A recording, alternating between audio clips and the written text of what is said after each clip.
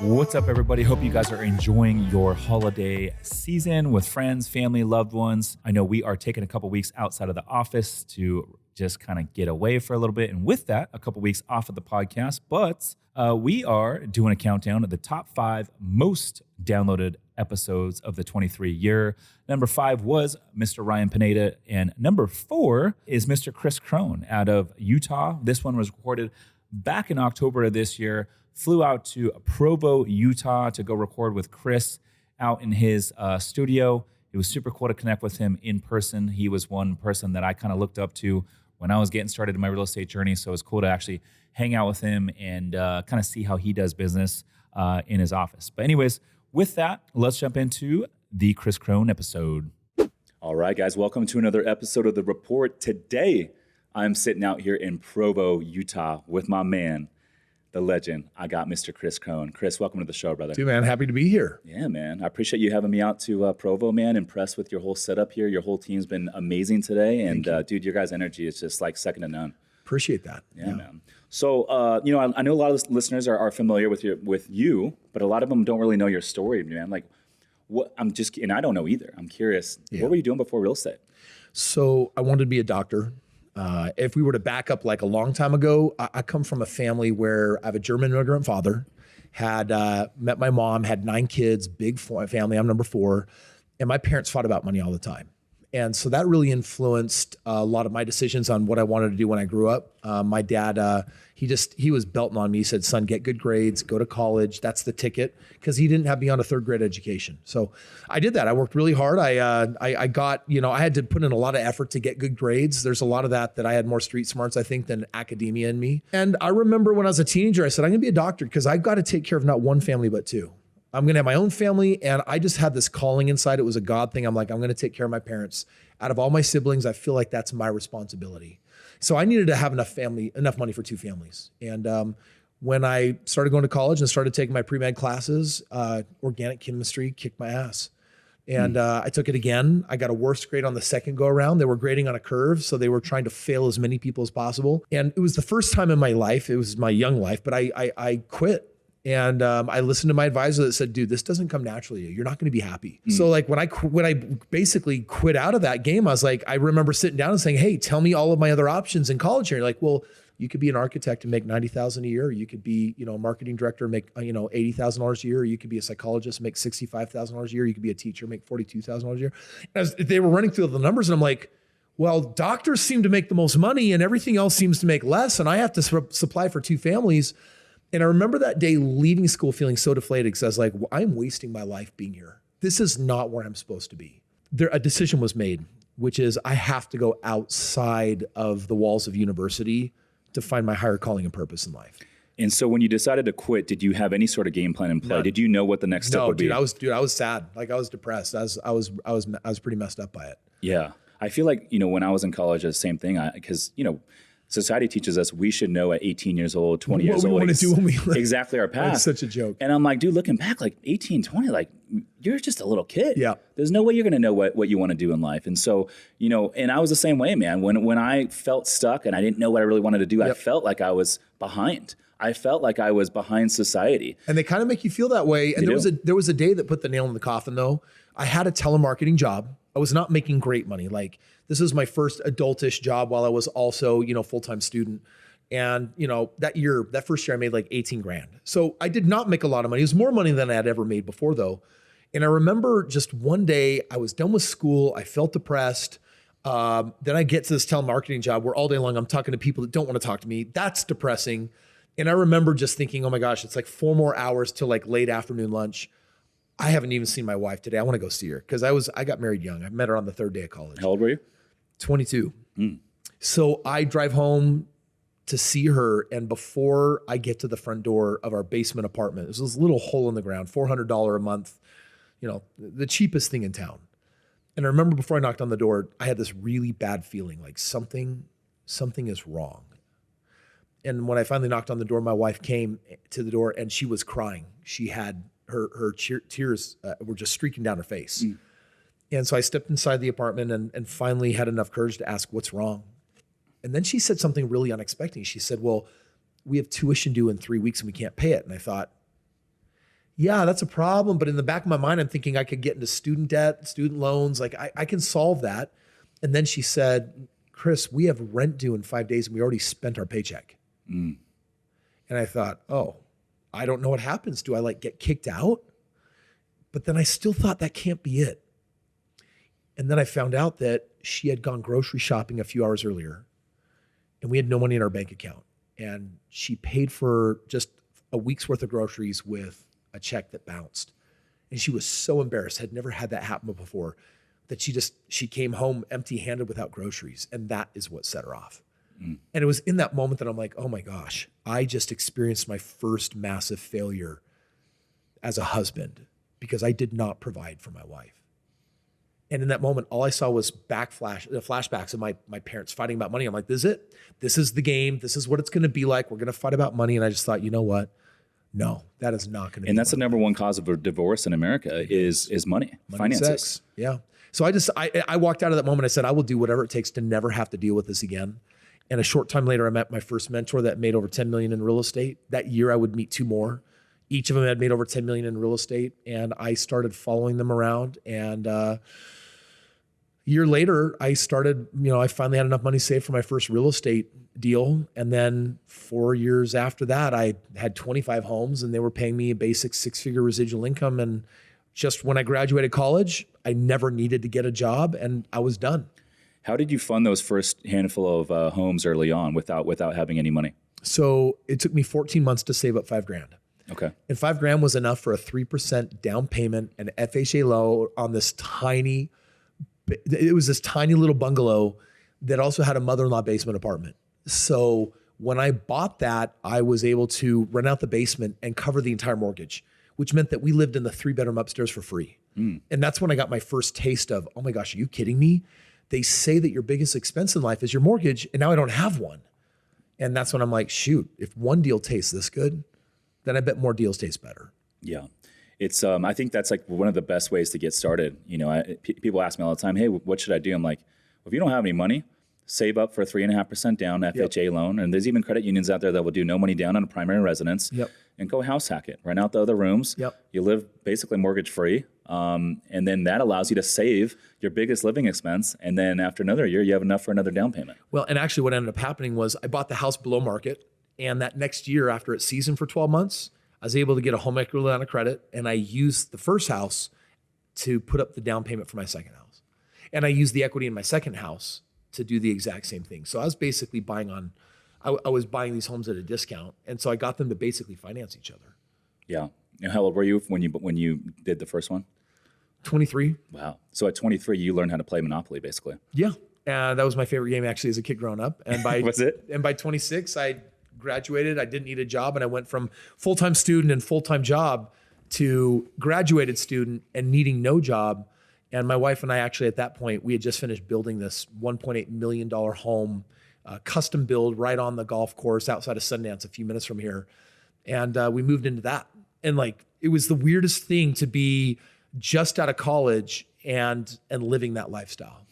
So give me a snapshot of what you're doing today. What does your real estate portfolio look like today? And just give me a snapshot of what your businesses look like. So I like machines. I like machines that build machines. I'm very, very stingy with my time. You know, we're going to be awake for 18 or 20 hours today.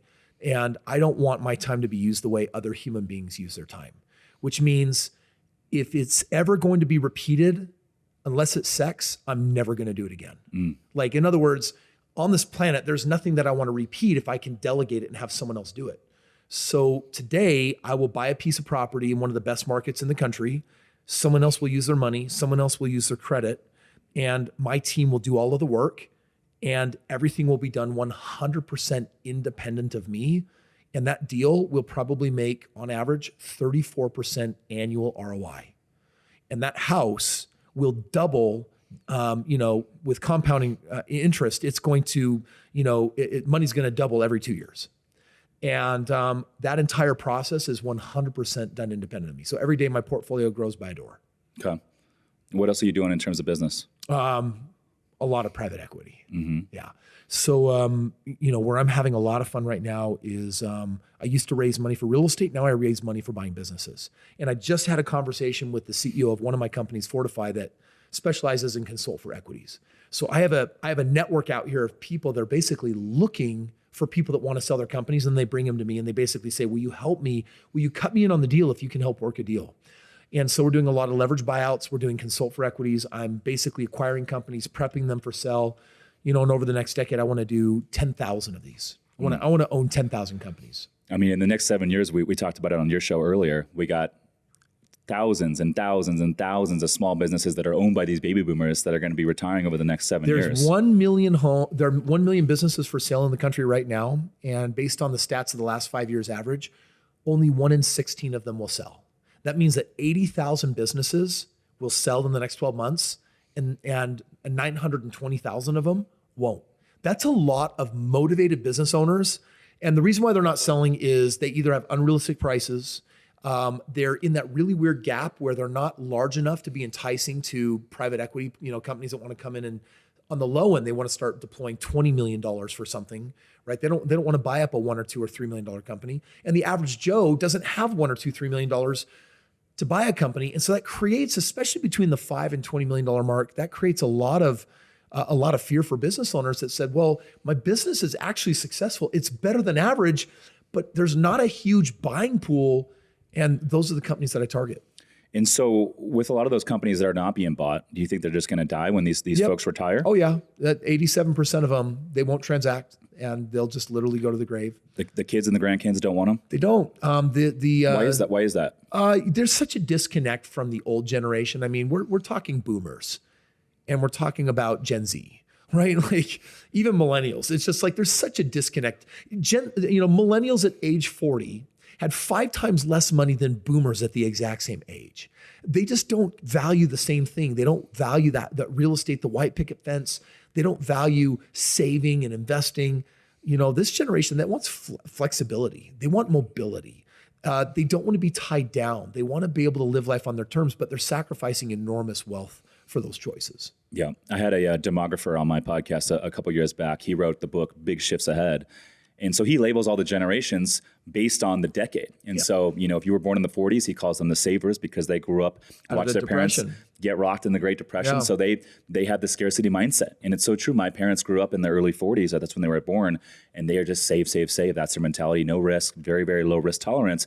And he labels the folks born in the 80s, the millennials, as the sharers because they want to go have all these experiences and they want to share it with all their friends. They don't care about owning anything or building anything, but they want to go have these experiences and share it with their friends. So he calls them the sharers, which is interesting, and you're seeing that, mindset drive a lot of fundamentals within our economy.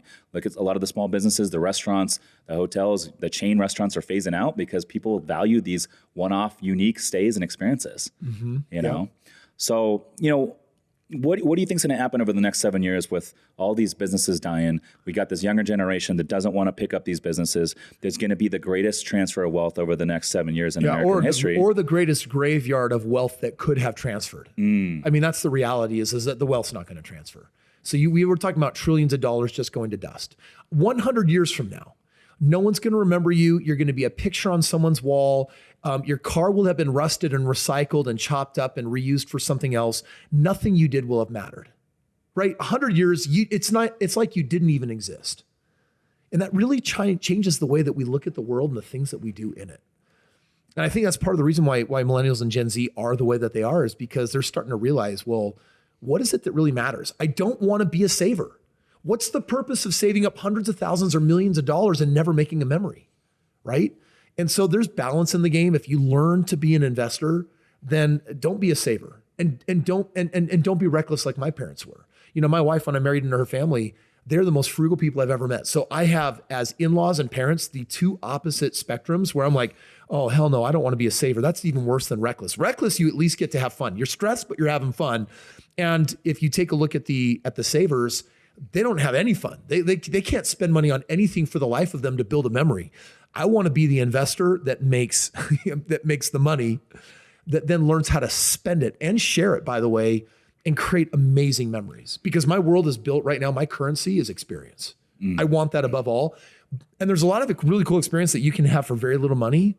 And then there's some experiences that I want to have that definitely take, like, for example, I'm going to New York for a bunch of TV interviews in a couple of weeks. And I'm like, I'm going to take all my friends with me and we're going to go do a Broadway show and we're going to chill with the producers. We're going to do a half a day of interviews and then we're going to live it up and we're just going to have a blast. And guess what I'm more excited about? Am I more excited to get millions of viewership on TV, or am I more excited to hit Broadway with my friends and family? So you're a sharer too, just like the demographic. Yeah. I love it. Yeah. No, and I think you get to a certain point where it's like, what's your why? And your why is always evolving.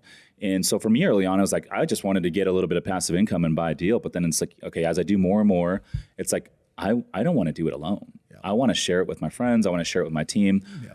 There's so much money in the world that everyone can win. If you love real estate investing, passive income, and tax benefits, but don't have the time, my company, Summers Capital, is buying boutique hotels right now. We source the deals, we renovate the properties, and we even handle all the day-to-day management, making it truly hands-off for our investors. If you want to learn more to see if we can help you, visit summerscapital.com/invest to book a call with our team. Again, that's summerscapital.com/invest. Now back to the show. I'm building a 28,000 square foot addition on my home right now. So the house, when it's all done, will be closer to like, I don't know, 35 or 40. What are you building with the 28,000 addition? It is, it's probably best described as a rec center. Like it is a community center for my closest friends and family and masterminds to get together and have a shared experience. It's got a 3,200 square foot gym in it. It's got a 4-story climbing wall. It's got a racquetball court. It has a full spa with all of the rooms that you could want in a commercial spa. Wow. It's got a retractable pool, like this huge room. It's all glass ceiling. It's really cool, with this pool that literally just disappears or comes up. Disappears? Yeah, retractable. So that means the pool just goes into the ground? When it's down, it's a pool. When it comes up part way, it's a reflection pool. When it's up all the way, you don't even know that it's under you. Wow. And building my wife a crystal gallery, because that's a hobby and passion of hers. I've got a 3-story office, going in there for me. Adding a 13-car garage for just fun sake. So right now we're here in your event center and podcast studio, and so you do a lot of your office work here, correct? I do, yeah. Content. I'll come in. I'll come in on Mondays. Mondays I'll come in for for video day. But other than that, I have 2 other days and I work. Will you still come down here for content days, or just once a week? It won't be at your new pad. I don't know. I might actually exit the studio and do those up there. I mean, it's going to be such a beautiful place. Dude, you're never going to leave. Kind of. I mean, dude, the way I designed it is it's built on everything that I like to do with my life all in one place, because it's either the jet is taking us somewhere really fun or cool or meaningful on the planet, or I'm just back home. I don't like to commute. I don't like to go places. If it's by chopper, great. If it's by jet, great.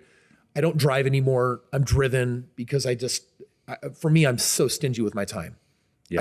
I don't want to waste time. So speaking of time, I've heard you allude to like, hey, everyone has the same 24 hours in the day. Yeah. A lot of folks say, hey, you should sleep 8 hours a day if you want to optimize your health. Yeah. But I've heard you say that you actually prefer most of the week to sleep 4 or 5 hours. Can you elaborate on that? Yeah, Monday through Friday, that's part of my routine. So what I'm doing is you've got societal norms, right? You've broken societal norms. Right? Everyone said, be safe, play it safe, do your government job, put your head down, do that for 20 hours, and you're sleeping your life away and you're missing out on the opportunity, right? Yep. Well, society has all sorts of batshit dumb ideas for everything in life. You need 8 hours of sleep. Who said that? Is that true, or is that belief driven? Because let me tell you about me. I'm one of the highest energy individuals that I know on the planet. I don't take stimulants. I don't put caffeine in my body. There ain't no Adderall there. I got energy by choice. And this energy starts at 4 a.m. and this energy lasts till 10 p.m. I would say probably 90 or 95% of the time. Once in a while, because my goal is to spend my energy so hard that if I run out by the end of the day, it meant that I left nothing on the table. But for the most part, I got great energy all day long. My body, and everyone has a different body. My beliefs have driven my body to say 4 to 5 hours on Monday through Friday is great. Saturday, I'll generally sleep like 6 hours. And on Sunday, I sleep as much as I can. Sometimes it's 5, sometimes it's 10. And I let that be my recuperation day. And then on Monday, I start over again. I'm never tired. And I think it's all training and it's all habit driven.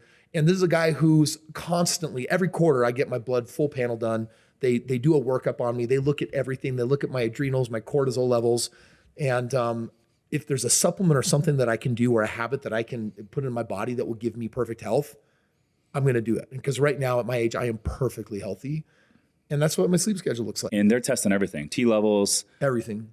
all that stuff. Okay. Yeah, all the hormones, but also just all the panels on just looking at all of my organs and making sure that everything is running the way it's supposed to. I feel like up until 4 or 5 years ago, getting, checked for your T levels and testosterone was known as like a dangerous thing. And I think there were studies out there that said it would actually lead to like prostate cancer. But I believe over the last 5 years they discovered that's not true at all. No, dude, right? for dudes, like testosterone is the fountain of youth. And if you don't have an optimal amount in your body, then how are you supposed to function optimally? Yeah. Yeah. I agree, man. But that's just one, right? You can always make more money, but you can't make more time. You might be able to make more health, but there are some things where you lose it and you don't get it back. So take care of your body. That is your wealth. So what would you say is the greatest asset? Is it time or would you say it's health? Time. Why is that? Yeah. Most human beings do not use the time that they have. So I think that most human beings are living in a zombie apocalypse. They are dead to society. Here's what they look like. They hunch over. When they talk, they speak real shallow. They breathe shallow. If you put a mirror within 2 inches of their face, they can't fog it. They try not to stand out. They're quiet. They're back of the room. They're never on the front row. That human being won the freaking lucky sperm club to be here and is wasting their entire life trying so hard to fit in and be an absolute nobody. It's a total waste of life. Now, how are they doing that? Well, most people don't have emotional intelligence. So they'll spend hours a day not being present. They're either reflecting on the past where there's, they're revisiting sad memories over and over again, just thinking about all the bad things that have happened to them, my childhood, what my neighbor did to me, that I can't believe my best friend did that thing to me, or they're stuck in the future and there's anxiety about the future. When you're in the past, you're in the future, you can't be present. Like there's nothing you can do in this moment. There's no way I can have a productive conversation with you while I'm thinking about the last fight with my wife. If you do, you're going to experience this.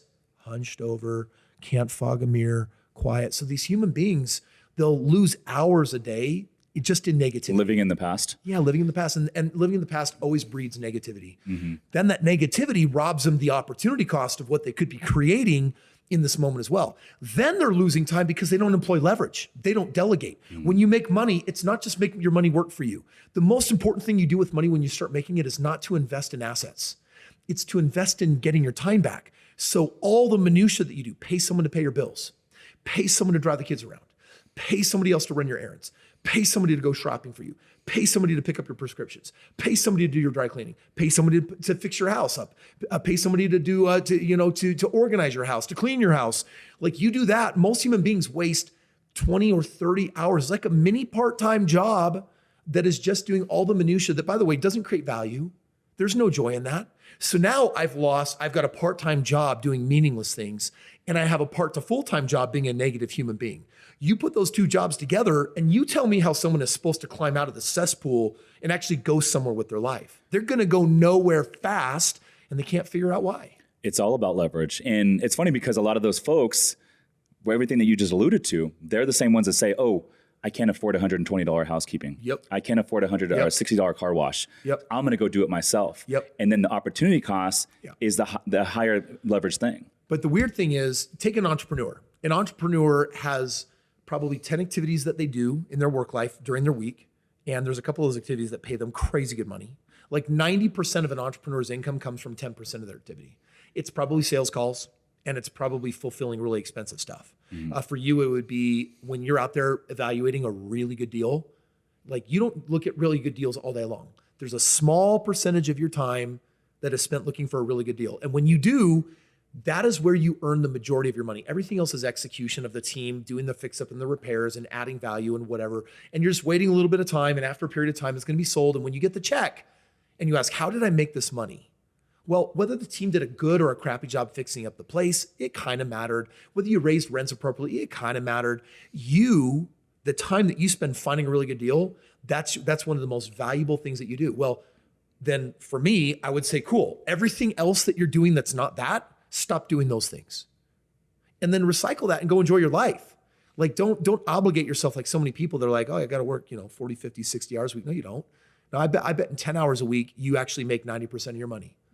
So the other time, recycle it and go live the life that you want. Have it both. Have it all. That's so true. Yeah. That's so good. So how does one, now let me ask you this, because I hear a lot of folks say, delegate to elevate. Yeah. But they say only delegate if you're going to replace those same hours with a higher and better use. Now you're saying there's a caveat to that. You don't necessarily have to replace those hours because you can be as productive as possible doing your highest and best use, but only working 10 hours a week. So I have a very, very specific rule that allows me to double my income every year. If you make a list and if you know the delta between the activity that makes you the most money and the activity that you do that makes you the least money. For example, if I run errands in my business, which is something I used to do, I could pay someone $12 an hour, $15 an hour to do that. But the activity in my business that makes me the most money, I have an activity that I do that makes me $1 million an hour. My runners up makes me $500,000 an hour. My next runners up makes me $200,000 an hour. My next runner up makes me $100,000 an hour. So I have 4 activities between $100,000 and $1 million. What are those 4 activities? At $1 million an hour, that is when I am actually running the machine of my entire real estate portfolio of buying a door a day, but putting in almost no time. I'll put in probably 40 to 50 minutes a month on that activity. And when I compare that to what I'm actually making, it's about $1 million an hour. If we go all the way down to when I'm privately mentoring people one-on-one, that's $100,000 an hour. So we'll just take those 2 activities. Now, if I look at anything below that line of demarcation, there's plenty of things that I can do that will make me $20,000 an hour, $6,000 an hour, $2,000 an hour. And if I want, I can run errands in my company, build PowerPoints for $15 an hour. If you know your highest level activities, everything that is above that line, the line of demarcation, you have to only say yes this year to activities that are twice as valuable as your current most valuable and say no to everything else. You follow that rule right there, and every year your financial life will grow out of control. And it means that I'm always training my replacement that is going to be doing whatever it is I'm doing right now, which is always my goal. I'm always clone Kris. Clone Kris. Yeah, that's so good. I recently sat down with my team and just kind of going through the same process. I'm like, man, I am doing too much. And I got really, really amazing team members that are smarter than I am with a lot of the stuff within the business. And so I know right now I'm identifying my highest and best use. And that is, content, putting together deals, visionary, and doing podcasts like this, right? That's my highest and best use in raising capital. And so it's like, how can I delegate more so I can focus on this? Yeah. And so over the next quarter, Q4 this year, we're going to kind of overhaul. I'm going to promote a couple girls on the team. I'm going to give them more responsibility so I can focus on my highest and best use. Now, the most important thing is in the who, because most entrepreneurs, I'm not going to accuse you of this, but I just in general, like for everyone listening, when it's time to delegate, what we love to do is to delegate to people that we can control. And this is a weird hierarchical alpha weird thing that we just do is when I say control, I mean, I want to find someone that I think is dumber than me, and I want to ask them to do the task. And by the way, if you find someone, quote unquote, that's dumber than you to do the task because that's what you're looking for, guess what kind of job they're going to do? Below satisfaction. Mediocre. And then you're going to build this story that I can't trust people and they never meet my standards. I'm like, dumb shit. That's because you hire dumb shit. Mm-hmm. What you do instead is go hire epic, smart human beings that are better than you. Go find someone who is better than you. The person running my household, my head of household, she is a masterful organizer. And she can organize things way better than me. My house is always like, I always have everything that I need. She preps all my supplements. She takes, does all my meal prep on my food to get it done, runs the errands, picks up the prescriptions. Like she keeps my life so organized. And if I had to do her job, I wouldn't do it as well and I would hate doing it. And so you got to find people that's their lane, that's their passion, that 85% of people hate what they do for a living. Find the 15% that love it and find the people that are better than you. And that's an ego blow to a lot of business owners. And yeah, it is. I hear it all the time. It's like, oh, I tried to delegate and hired it out, but it didn't work out because our production dropped off. I'll never hire again. It's like, okay, well, you just didn't hire the right person. Correct. It always comes down to the who game. And so how do you, for me, in terms of like, how do you hire the right person? I learned this. I've been fortunate enough to learn this early on. Yeah. Is like, I will pay up. I will give a slice of equity to all these deals we're buying to key team members. Yeah. And I will take care of them because I know by paying a little bit more, I'm going to get 3, 4, 5 times the output than the other person that's like, hey, I'm going to go pay market rate. Yeah. So, but first of all, that's actually really good. It's like, if you're going to find people that are way better than average, then you need to pay them better than average. And I find often that when you find the right people, that they're equivalent of 2 or 3 people in their space. So you're definitely looking for talent density, which means I got to find people that are overqualified. Those are the people that I want to surround myself with. Overqualified, smart people. Like, this goes back to Henry Ford, right? The dude's like, I don't know how to build a car, but I will be the one that is known for modernizing the world with bringing, combustion engines into the marketplace. So I'm going to need, I need scientists, I need engineers, I need fabricators, I need all these different people. And what I'm going to do is what Sir Richard Branson says he does. My job is to have a clear vision. Then I find the world's best people and I get out of their way. I love that. And so in my world, you're like, well, how do you do this? I say you got to slow down to go fast. And where I would slow down is I would get so crystal clear on that job description. I would know exactly what you want them to be able to do. But most people stop at job description, and that's how you get a crappy employee, because anyone can lie in an interview. The second thing is you actually already need to know your critical drivers and key performance indicators. So in the very first interview, I need you to produce X units of this every day so that every week you hit X KPI. These are the drivers to produce the outcome, the cause and the effect. And a lot of people don't do that. It's strange, but in the interview, they talk about adjectives. I'm like, a business doesn't run on adjectives. A business runs on numbers. So use your adjectives for a job description. Then you got to go in and say, hey, here's exactly with numbers and formulas what you're going to be doing. And then number 3, here's the mission of the company. Can you really get behind the mission the way we're behind the mission?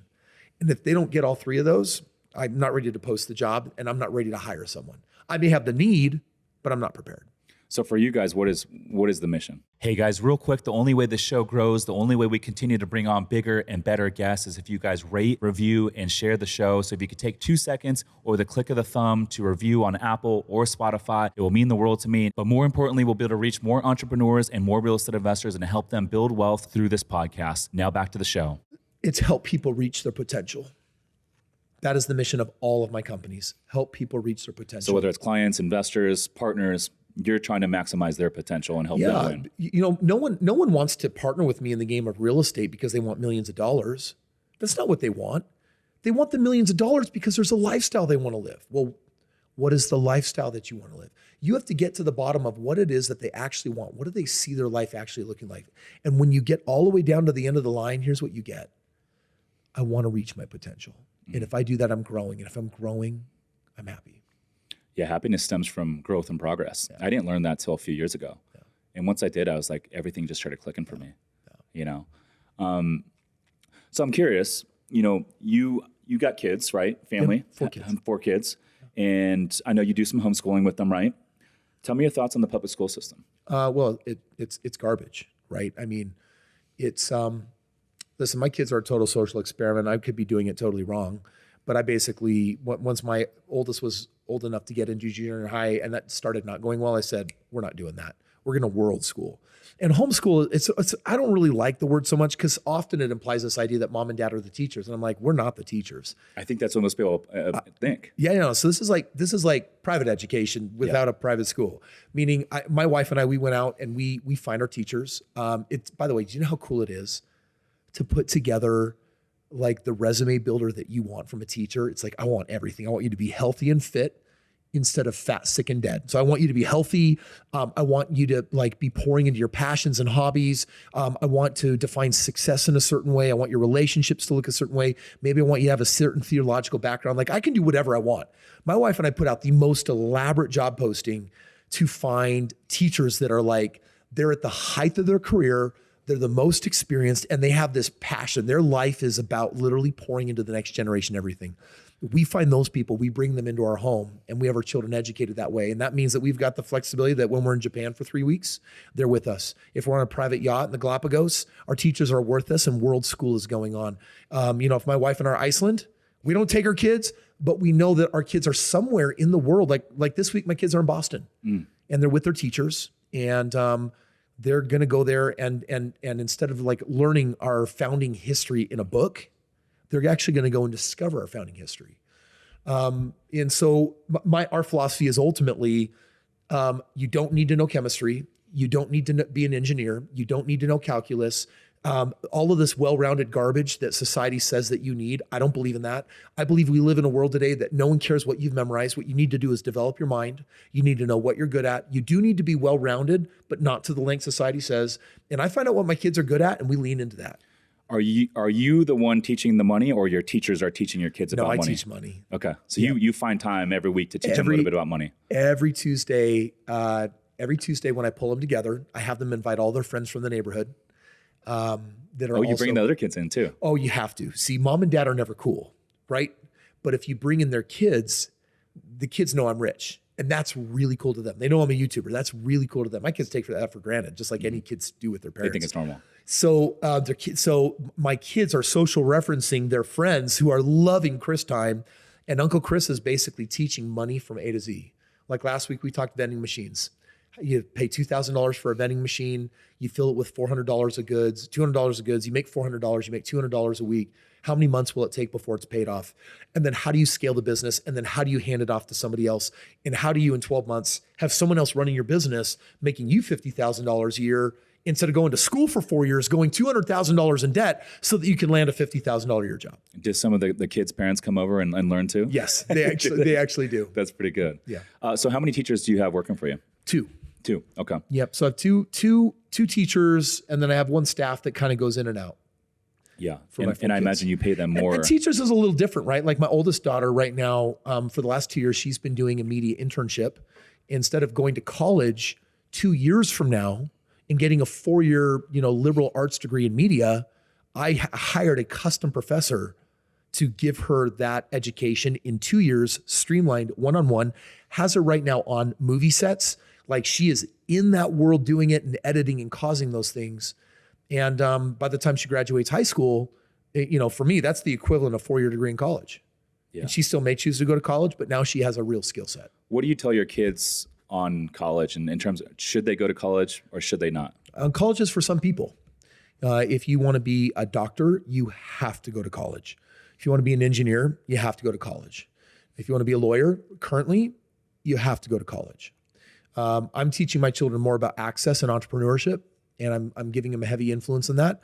But ultimately, it's their life, and they can choose for themselves. So and I agree with you. If you're going to be an attorney, doctor, whatever, like you should go to college. You need to. And if you want to go become a real estate investor, entrepreneur, okay, don't go to college. But what about the folks that are in between and they don't know what they want to do? Should they go to college? Yeah, it's a good question. I think it's going to be solved individually for each person. And there's some, like I've even told my kids, like, listen, if you want to go to college so you can have the social experience and you want to continue developing your mind and you don't know what you want to do, I'll also be cool with that too. But please, whatever you do, don't get brainwashed into picking a career that you're not passionate about and thinking that that's what you're going to do for the next 40 years, because nobody does that.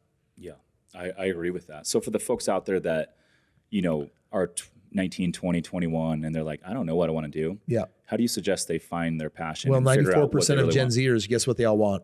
What's that? They want a gig. They're in the gig economy. They want entrepreneurship to some extent. You said 95%? 94. We have never been in that strong of a demographic where entrepreneurship, it's like people are waking up to it's like college is lame, jobs are lame.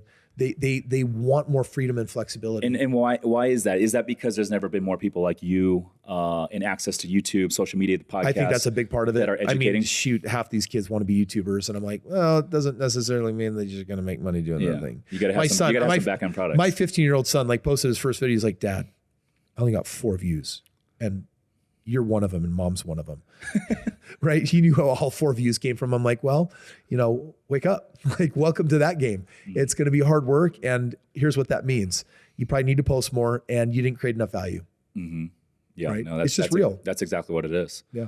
Yeah, it's interesting. So I'm curious, I'd imagine you pay your teachers probably more than what the public school system is teaching or paying. Yes. You got to. And it kind of goes back to what you were saying. I'm paying them way more than the school system because the school system is doing it wrong. And what I'm really teaching my kids to do, my teachers to do, is I'm teaching them to teach my kids to love learning, and I'm teaching them to be children of value, humans of value. When you create value, you get paid in life. If you don't like the money you're making, I got news for you. You're a commodity and you're not creating enough value. So if you want to get paid more money, then you have to become more valuable, and you have to do what other people aren't willing to do. That's the lesson. That's powerful. And it goes back to what you said. You said, take care of team members, pay them extra or pay them more than base or whatever the norm is, market, and you're going to get a lot more output. And it's really the same thing. Part of it is just also valuing them and just saying, hey, like my world's, by the way, my teachers love working with me. Like, I don't have to balance 30 brats. I don't get to burned out from all of the kids that I don't want to teach. Like, they got to come in and interview, and we got to form this great chemistry alchemy between our kids and them. And dude, we're having an epic time. And you guys get to travel all over the world. Yeah. With the teachers. That's one of the biggest reasons why I need it out of the school system, because they don't have a lot of flexibility for my lifestyle. Yeah, I agree, man. So speaking of traveling, what's the coolest trip that you guys have took with the family? Oh my gosh. I would have to say that last year when we did the Galapagos, we rented this 150-foot yacht, and we started just going from island to island, seeing my kids. We're animal lovers. So going and seeing the endemic species, the Darwin species, if you will, in the Galapagos, which is an unpopulated set of islands. So you can only get there by boat and raft and yacht. And so every day the yacht pulled us up somewhere to some new island. We got to take the raft out, either walk on the island and just see the amazing animal life. Or, dude, one day we got to go and swim with all of these sea lions, and they came up on the beach and were performing. I kid you not, they are natural artists doing circus acts. We swam with a school of 100 turtles. Like, epic memories living and sleeping on that boat. That was pretty cool. What does a yacht like that run to charter for a week? I think that one was like $70 or $80 or $90,000, something like that. Yeah, I love that, man. Epic vacations. Yeah. So I know you were in the private jet space. Actually, one of my podcast guests recently, Nick Marietta, he says that he partnered with you on one of the private jets. Is that true? Yeah, it is. Yeah, he's a small owner on one of them. What? How many jets do you have? I got 2 jets right now. So when I got in the game, I kind of got a starter jet. It was a little 8-seater. Which one?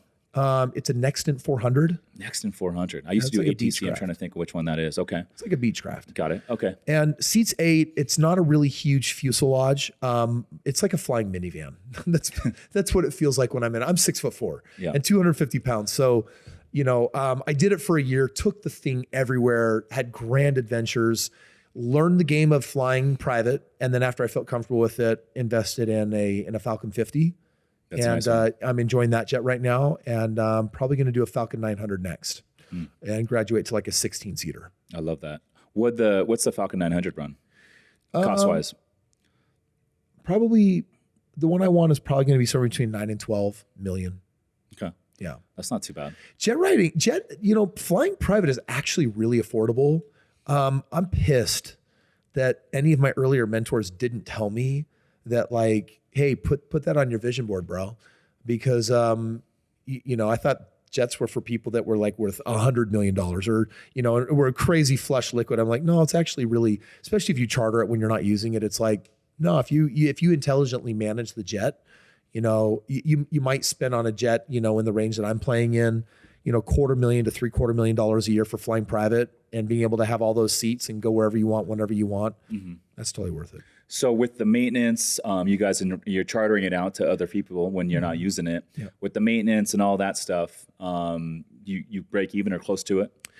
On my jet the first jet that I no longer really use anymore, that one makes me money. Wow. And the one that I use twice a month, 3 times a month, that one costs me money. And so between the two of them, they're pretty close to a break even. Yeah. Yeah. And tell me about the tax benefits with owning a jet. Oh my gosh. So, my very first jet I paid around $3 million for. And under Section 179, it's definitely over 6,000 pounds, which meant that I got to write off 100% of it, for all of my business usages. And in the first year? In the first year. Wow. So imagine my income taking $3 million right off the top. That $3 million, I was going to have to basically pay 40% federal and 6%, 6.5% state, close to 50%, right? So I was going to pay $1.4 million to the government, but instead I bought a $3 million jet. I put down like $750,000, and then I got to write the entire thing off. So it was either give the government 1.4 or pony up 700. And by ponying up 700, I netted like $600,000-$700,000 that went to my pocket for buying the jet. I love that. That's huge.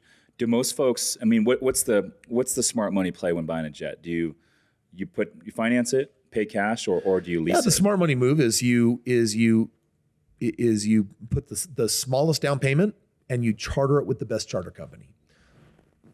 Yeah. Because there's a lot of crappy charter companies out there that too, right? Like you want that thing in the air, racking up mileage and money as much as possible. What's debt look like on a jet? What kind of terms? It's similar to like boats? Yeah, I think so. I think on my first jet, my payment is like, I don't know, it's like 12 or 18,000 a month or something like that. Okay. Yeah, it's not bad. And then Falcon 900 will be next. Yeah. I love that. So, dude, I'm curious, with this compound you're building, the jets, you want to get the Falcon 900, your kids are doing some badass stuff. You built this amazing team. Like, I'm sure your why has changed over the years. We were riding over here with one of your drivers, Vivian. Yeah. And she was speaking very highly of you. She's like, hey, I've known Kris for 5 years. 5 years ago, he was a lot more quiet, a little bit more, reserved. But she's like, now he's a lot more charismatic and loud in a good way. She goes, if you want to feel good about yourself, go hang out with Kris. Nicest guy you ever meet. And I see that now, like the energy and all that. But I'm sure like your why has changed. Like, what was your why 5 years ago, and what is it? What is it today? I mean, even my why in the beginning was like, make $10 million, never work again. Like it was something stupid with it. Was all selfish. It was just like, get me out of this rat race. You thought you were going to go sit on the beach and retire? Yeah. And then when I actually retired, I was like, okay, I tried it for 6 months. I'm like, that is okay. Life force depleting rapidly. I'm not retired at 26 to do nothing with my life. Kris, be a person of value. Same lesson I'm teaching my kids. Go create value for people, because, Tony Robbins says the secret to living is giving. When you are in service of other people and when you're using your talents and abilities to nurture and help other people, that's a feeling that you can't buy. It's only earned by choices that you make. And so, a part of my life, my wife and I, we have a foundation. We're just planning our 4th trip to Ukraine right now. We'll go into Ukraine. We'll go near enemy lines. We'll do very critical humanitarian aid drops to refugees that don't have supplies otherwise. We'll pull people actually out of danger. My second mission, we went in and we rescued 12 people from a neighborhood that was receiving indirect fire. That was for sure the scariest thing I've ever done in my life. And yet it was one of the most meaningful things to me. And so my wife and I, we get lost right now in our there's in Guatemala, in Mexico, we have safe houses where kids that are rescued out of sex trafficking, we're helping rehabilitate them, bring them back to life and get them properly placed, get them the therapy and things that they need. So, right now, a lot of the motivation for more is just to rotate more. And it's like, okay, Kris, like, are you capable of rotating $100 million in your life? Then do that. Redistribute that wealth on your terms. Kris, are you capable of $1 billion? Like, I got another 100 years in me, so I'm going for $1 trillion. We don't have a trillionaire yet on the planet, but why not? Right? At the rate that I'm playing the asymmetric upside game of private equity, I basically launch 10 companies a year that have $1 billion potential. And this is my 2nd year of doing that. And this year we've already identified, 5 of them. And if I do that for the next 10 years, the goal is to launch 100 companies that have $1 billion plus potential. I hope a dozen of them make it. And I hope the other ones do really well, and some won't make it, but it'll average out really, really well. And so I use part of my life as in part-time. I'm 25 to 30 hours a week, and the goal is really simple. Make as much money as possible, creating as much value as possible, and then give it away. I love that. Yeah. So are you more into buying pre-existing businesses, or are you only doing startups? No, a lot of them aren't startups. They're actually just mergers or acquisitions. Some of them are startups, but a number of them are, I'm picking up companies that have been in existence for a long time. And so I look at all of it. Startups are hard. Right. I at this point, I know how to do a startup really easy because I've identified we're going to start day one with a CEO. We're going to start, day one with a full team. We're going to have all the financials in place and we're going to let them run. But it's nice when you actually acquire a mature company that is doing its thing that you can step into and also mature further. You're looking for big multiple exits. Like you're looking for 50x, 100x. We're heavy in fintech right now. I'm looking for 20x and 30x and 50x multiples.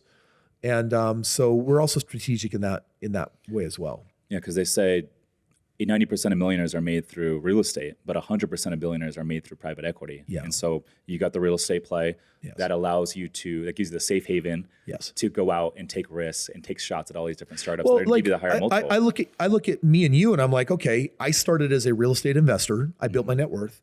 The second thing that I did is I started getting on social and I built an education company, teaching people how to do what I did. By that time, I had a company that I owned 100%. And when it was so flush, it was like, what's next? And I had discretionary money. I was like, dude, are you really just going to go and buy more real estate? Like, don't you think you're a little heavily allocated into that? Like, let's get into business. And all I had was really one successful business outside of my investments.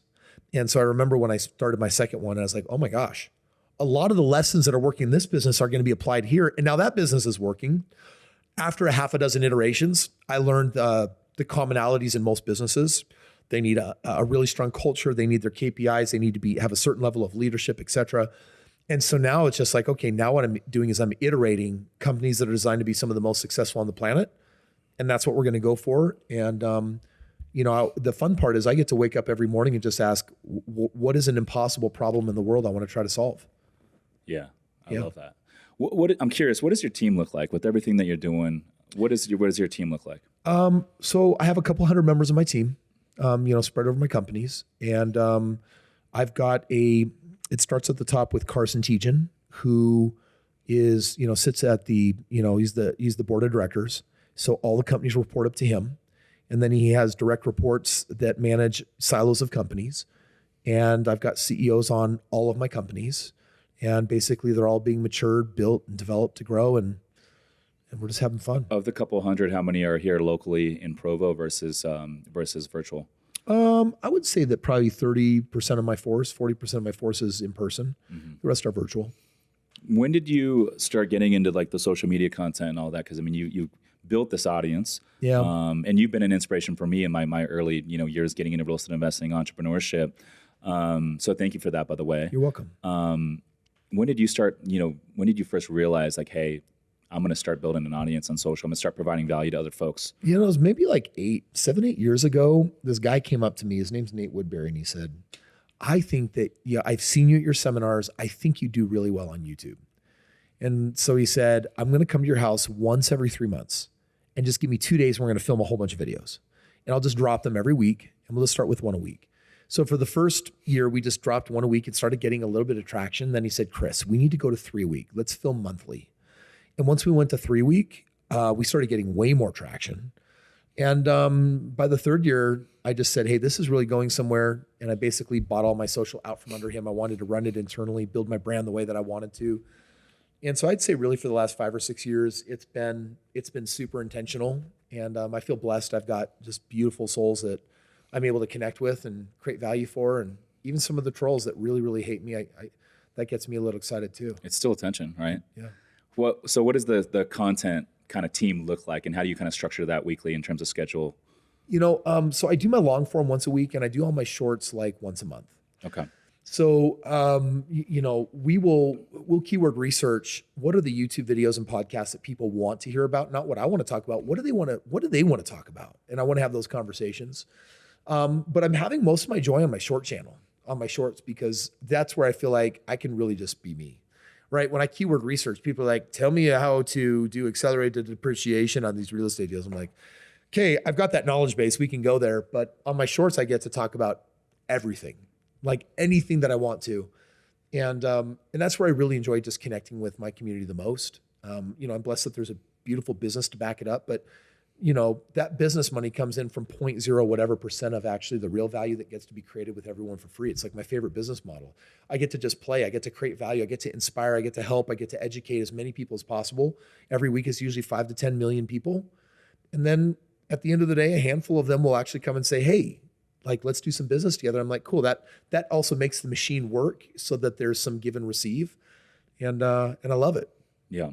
I started doing with a lot more long form, and you mentioned going from 1 a week to 3 a week, and we just recently did that. We were at 2 a week. I'm like, hey, let's increase the volume and let's get better at it. So we're always looking at ways to improve the podcast. But one of the things I found with the long form is it's like the long form, actually, you chop it up, and that's a lot of your short form. You don't have to do as much short form. Yes, but the short form is not as successful as when you create shorts. Strategic just for the short form. Uh-huh. Yeah, I agree with that. It's a 400x difference. You think so? No. I know so. Yeah. How much, like, if you were allocating your short form versus the long form, is it 50-50, or would you say it's a little bit skewed one direction? Well, I mean, long form, you're not going to, all you can really do is post on YouTube and the podcast channels. That's it, right? Mm-hmm. And so outside of that, I've got hundreds of shorts. Just last week, I got together with my buddy Ryan, and we shot 150 videos in a day and a half. Ryan who? Ryan Magan. Okay. And he'll post those for the next 3 months. and 4 months. And so I'm kind of done on shorts for the next 3 months. So I'm big on batching, right? I'll do a half day on Monday. That's my video day. And then once a quarter I'll batch out. Love Ryan, by the way. He was out in San Diego. I had him on my show about a month ago, and he came to one of my meetups afterwards. But we got to hang out. We went out afterwards, and good dude. So you outsource your content to Ryan? Sometimes on that one I do, yeah. Yeah, I love that. So he flies out here. You guys do short form, every couple months? Mm-hmm. Yeah, I love that. Yeah, good dude. So what's next for you, man? I'm in this really weird place in my life where I'm just deep in the game of ascension. What's that? Do a lot of meditating, a lot of spiritual work, a lot of connecting with God, and do a lot of retreats around that, a lot of spiritualism. I feel like we're really living in the Matrix. Everything here is an assimilation, and none of it's real. It just looks real, it feels real, it seems real. But I think it's one big distracting game. I think it's an assimilation for training. It's fun to learn about the game of money. It's fun to, get my body healthy and to create these beautiful memories with family. But there are a few things that matter the most in life, and most of what we're spending our life doing don't matter at all. What are those few things? I think that the people that we feel called to connect with, the memories that we create with them, the lessons that we're extracting and learning from life, and how close we connect to God, that's the game that I'm interested in. That is way more meaningful than anything else that I do. I've heard you say that you think that you're going to live to 144 years old. That's not what I really believe. That's just what I say on social media. Really? Yeah. Why couldn't you do it? Well, think about it this way. We are a byproduct of our belief system, right? So if I say, I'm not wealthy, but I'm going to figure it out. I'm not wealthy, I'm going to figure it out. Where do you think I'll be in 10 years? Do you think I'll be wealthy? You're going to figure it out. I don't think I'm going to figure it out. Do you know why? Why? Because in a decade from now, I'm going to be figuring it out. Yeah. Same thing like when someone says, I'm trying. Do you know where they're going to be a week from now? They're going to figure it out? No. Nope. They're going to be trying. So you got to commit is what you're saying. Yeah. Well, listen, I've been believing since January 15, 2009 that I'm a billionaire. Next year, I believe that'll actually be true for the first time. But I've been living in my mind palace, in my meditative state every day as a billionaire. I treat myself like a billionaire. I act like a billionaire. Sometimes I even spend like a billionaire. And I don't believe that someday I'll be a billionaire. I believe I am a billionaire. I am. The great I am is what we end up becoming in life. It's what we're willing to believe present tense today. So if I believe I'm going to live to be 144 years old, what I'm really believing is that I'm going to age slowly. I'm going to age more slowly than other people. My real belief is I'm immortal. And I'm going to live forever. How much money do you spend a year on health and wellness? Hundreds of thousands. Yeah. And where does that money go? Variety of things. The spa that I'm building in my complex, I've got float spa for those that have ever done deprivation training. I've got cold spa. I've got red light sauna therapy. I've got deluge shower, hot sauna, massage room. I can do most of my practices there in that space. So between my rigorous workouts in the morning and then doing a number of those treatments and then taking all of the supplements, I made a video the other day where I piled up all of my supplements on a table. And I'm taking 2 big fistfuls of pills every day to get everything in. So between that and then the eating, that's all dedicated towards this idea of I don't age. And you don't drink alcohol, right? No, I don't do that. Did you ever? No stimulants, no caffeine. What about your fitness routine? It's always changing. Right now I'm in between bodybuilding shows. I've got a 4th show in 2024. I'm starting to waver on my commitment. I'm starting to wonder if it's a bad idea. To the shows? Yeah. Why? I'm trying to gain 30 pounds right now. I'm up 10. I've got 20 more to go. And when I start consuming over 6,000 calories a day, everything inside my body says, this is not healthy. I see what you're trying to do. I see what you're putting in me, and my body is fighting back. It's pushing back hard, and it says, hey, you're going to get the size, you're going to grow, but is this really what you want? And is the bodybuilder at that size, is that the healthiest version of you? So there's a part of me that I have a number of reasons why I would love to be 265 pounds lean on stage, or even just 250 cut at 3% body fat. What a fun game. I'd love to do that.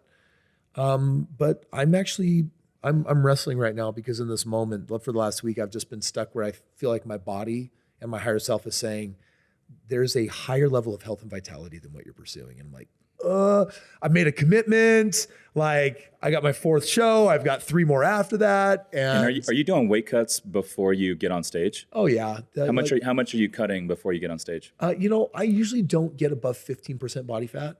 So the cut isn't that bad. The cut is usually 5 months, 4 months. Now, what about the cut, like, 48 hours before you get on? Like UFC fighters, right? The week, dehydrate yourself, the right? week before, like going down to where even the day of, you're literally drinking nothing.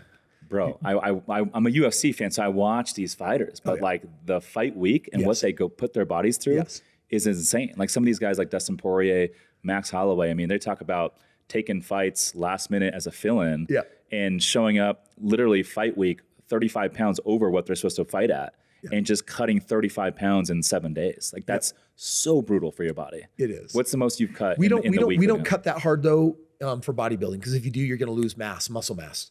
So the reason why it's like a 5-month cut is because the goal is to actually grow your muscle if you can and only strip the fat off. So like in my gainer phase right now, I'm on 700 carbs and 400 grams of protein a day and then less than 100 grams of fats. Those macros, I cannot, even though I'm eating 700 grams of carbs and everything clean, you'd think someone's got to get fat. I am putting no fat on my body eating 700 grams of carbs because I'm actually only having 78 grams of fats. You can have all the carbs in the world if you don't have fats. And all it does is turn to energy. How much are you eating in protein a day? 400 grams. Does that change whether you're cutting or building? Yeah. When I'm building, that's what I'm on. When I'm cutting, it'll probably be closer to 250. And then carbs will be cut substantially and fats will almost be non-existent. How much in calories are you eating daily when you're cutting versus building? Building 6,000 plus, cutting 3,000, dropping all the way down to maybe 2,400. What's the typical meal like when you're building?